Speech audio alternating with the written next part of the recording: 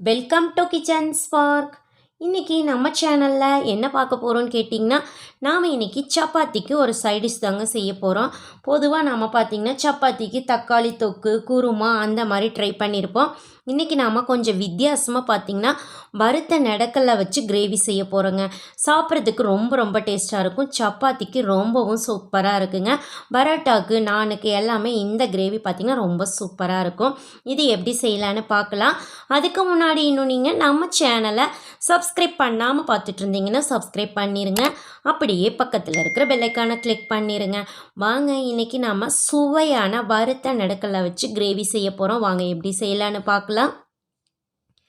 ஃபஸ்ட்டாக பார்த்திங்கன்னா நம்ம நெடக்கல்லையை வறுத்துக்கலாங்க. ஒரு அரை கப் அளவுக்கு பார்த்திங்கன்னா நம்ம நெடக்கல்லை எடுத்துக்கலாம். கொஞ்சம் நல்லா வாசனை வர வரைக்கும் வறுத்துக்கலாம். நல்லா வறுபடட்டும். கொஞ்சம் வாசனை வர வரைக்கும் நல்லா வறுத்து விட்டுடலாம். இதை ஆற வச்சுட்டு நம்ம அரைச்சி எடுத்து வச்சுக்கணும். ஸோ பாருங்கள், வறுத்தாச்சு, இருக்கட்டும். நெக்ஸ்ட்டு பார்த்திங்கன்னா நம்ம ஒரு கடாயில் கொஞ்சம் ஆயில் போட்டுக்கலாங்க. ஆயில் கொஞ்சம் காஞ்சதுக்கப்புறம் பார்த்திங்கன்னா நான் 3 பெரிய வெங்காயம் நல்லா பொடியாக சாப் பண்ணி வச்சுருக்கிறேன். அதை ஆட் பண்ணிக்கலாம். கொஞ்சம் வதக்கி விட்டுலாங்க. கொஞ்சம் வதங்கட்டும்.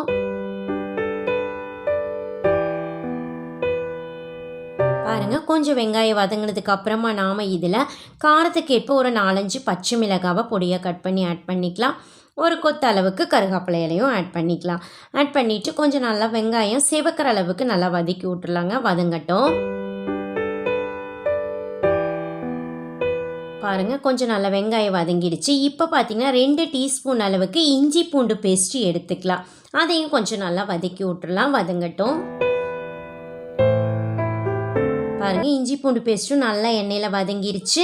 இப்போ பார்த்திங்கன்னா நாம் ஒரு 3 தக்காளி, மீடியம் சைஸ் தக்காளி நல்லா பொடியாக சாப் பண்ணி வச்சுருக்கிறேன். அதை இதில் நம்ம ஆட் பண்ணிக்கலாம். இப்போ இதுக்கு நம்ம உப்பும் ஆட் பண்ணிக்கலாங்க. கொஞ்சம் நல்லா சீக்கிரமாக வதங்கிடும். ஸோ உப்பு ஆட் பண்ணிவிட்டு நல்லா வதக்கி விட்டுறலாம். பாருங்கள், தக்காளியும் கொஞ்சம் நல்லா வதங்கிருச்சு. பாருங்கள், இந்த டைமில் மசாலா ஆட் பண்ணிக்கலாம். 1 டீஸ்பூன் அளவுக்கு மிளகாத்தூளும் 1 டீஸ்பூன் அளவுக்கு ஜீரகத்தூள் ஆட் பண்ணிக்கலாம். 1 டீஸ்பூன் அளவுக்கு கரம் மசாலா, ஒரு 2 டீஸ்பூன் அளவுக்கு பார்த்திங்கன்னா மல்லித்தூள் எடுத்துக்கலாம். கிரேவி கொஞ்சம் நம்மளுக்கு திக்காக வரும். ஸோ 2 டீஸ்பூன் எடுத்துகிட்டு நல்லா பார்த்திங்கன்னா மசாலா எண்ணெயில் வதக்கணுங்க. ஸோ நல்லா வதங்கட்டும்.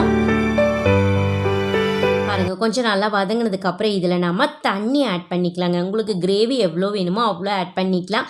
நம்ம பார்த்திங்கன்னா கொஞ்சம் அந்த வறுத்த நெடக்கல்ல பொடி போடுறப்ப கிரேவி திக்காக வரும். அதனால் கொஞ்சம் தண்ணி நிறையவே ஆட் பண்ணிவிட்டு இப்போ நீங்கள் உப்பு பார்த்துட்டு கொஞ்சம் உப்பு ஆட் பண்ணி விட்ருங்க.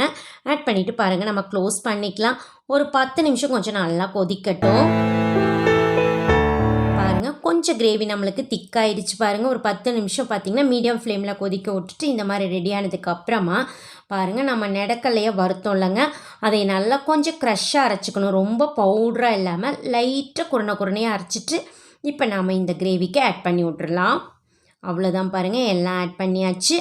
இப்போ நம்ம மிக்ஸ் பண்ணிக்கலாம். அடுப்பை பார்த்திங்கன்னா லோ ஃப்ளேமில் வச்சுக்கோங்க, அடி பிடிச்சிடாமல் இருக்கும். பாருங்கள், மிக்ஸ் பண்ணி விட்டுறலாம். பாருங்கள், நல்லா ஆட் பண்ணியாச்சு. இப்போ நம்ம மூடி போட்டுட்டு இன்னொரு 10 நிமிஷம் கொஞ்சம் லோ ஃப்ளேம்லேயே கொதிக்கட்டுங்க. ஒரு 10 மினிட்ஸ் விட்டுறலாம். பாருங்கள், நல்லா 10 மினிட்ஸ் பார்த்திங்கன்னா நம்மளுக்கு கொதிச்சு வந்துருச்சு. இப்போ பாருங்கள், நல்லா கிரேவி நல்லா வாசனையாக நம்மளுக்கு நல்லா திக்காகவே ரெடி ஆகிடுச்சு. பாருங்கள், நல்லா உங்களுக்கு வாசனை சூப்பராக இருக்கும். இப்போ நம்ம கொஞ்சம் கொத்தமல்லி இலை ஆட் பண்ணிக்கலாம். இன்னும் ரொம்ப டேஸ்ட்டாக இருக்கும். உங்களுக்கு ஆட் பண்ணியாச்சு. அவ்வளோதான். பாருங்கள், நம்மளுக்கு கிரேவி ரொம்ப சூப்பராகவே பார்த்திங்கன்னா ரெடி ஆயிடுச்சுங்க. ரொம்ப சுலபந்தான். அதிகமான பொருளே தேவையே இல்லை. பாருங்கள், இப்போ நாம் ஒரு பவுலுக்கு மாற்றிக்கலாம் சர்வ் பண்ணுறதுக்காக.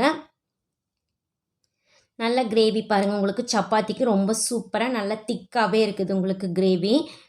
அவ்வளோதான். பாருங்கள், நம்ம எல்லாத்தையும் பவுலில் ஆட் பண்ணியாச்சு. இப்போ பார்த்திங்கன்னா நம்ம இது பரோட்டாக்கும் சாப்பிட்லாம், நான் இருந்தாலும் சாப்பிட்லாம். உங்களுக்கு ரொம்ப சூப்பராகவே இருக்கும். இன்றைக்கி நாங்கள் சப்பாத்தி செஞ்சுருக்கோம். சப்பாத்திக்கு ரொம்பவும் சூப்பராக இருந்ததுங்க. ஸோ எங்கள் வீட்டில் குழந்தைகள் எல்லாமே நல்லா விரும்பி சாப்பிட்டாங்க. நீங்களும் உங்கள் வீட்டில் ஒரு முறை சப்பாத்தி செஞ்சு இந்த மாதிரி ட்ரை பண்ணி பாருங்கள். கிரேவி ரொம்ப சூப்பராக இருக்கும். ட்ரை பண்ணி பார்த்துட்டு எப்படி இருக்குதுன்னு மறக்காமல் கமெண்ட் பண்ணுங்கள். உங்களுக்கு இந்த வீடியோ பிடிச்சிருந்ததுன்னா உங்கள் ஃப்ரெண்ட்ஸுக்கெல்லாம் ஷேர் பண்ணுங்கள், லைக் பண்ணுங்கள். கிச்சன் ஸ்போக் சேனலுக்கு சப்ஸ்கிரைப் பண்ணுங்கள். மீண்டும் சந்திக்கலாங்க நம்ம நாளைக்கு இன்னொரு புது வீடியோவில். அது வரைக்கும் நன்றி. பாய்.